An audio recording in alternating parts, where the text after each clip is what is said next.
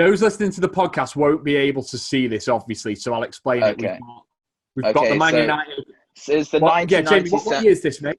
It's the 1997 Manchester United Futera Collector Series, Wow. and I'm just going to turn over to my favorite design, which is they're called the Red Hot cards, and wait, let me just get to them. It's a So we have an early Beckham, I think, in here somewhere. I Yeah. need to find. Oh yeah, so we have an early David Beckham, 1997. So, what is it that you like about the Red Hot card so much? It's the fact that they're actually serial numbered, and you can get the different. I'm not sure if you can see on the back here, but their serial number. It's quite hard to see, but you have different serial numbers for different editions. So this page is actually quite a high serial number because this is the bronze. So you have the bronze, silver, and gold, and this bronze one's actually serial number to 11,250. That's actually quite a high serial number. But I do love this series, and in terms of finding these in good condition anymore, you don't. So it's kind of cool to have.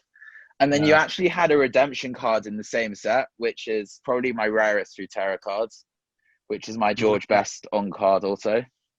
Wow. So your website actually, at least it has a checklist, which is good, because no one knows anything about these auto cards, but your website actually details that it's only the gold foil version. So you can see that GB2 is gold foil, and the out of 250 is gold foil, and it's only the gold foil version which was autographed. So you have to be careful because there's some people selling like bronze foil versions out of 500, and they're hand signed, but they're not legitimate autographs. Right. Because they're buying the raw card out of 500, and they're just signing it. Right. So you've got to be careful.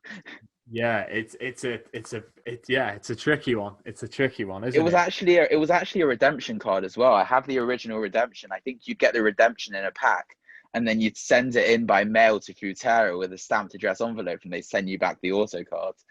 Really? I didn't know that. There you go. I think it's like I think they used to do it with like old baseball cards in like the 1990s with like upper deck stuff, and so I think that's like, yeah, it's kind of like an old school redemption card, which is kind of cool.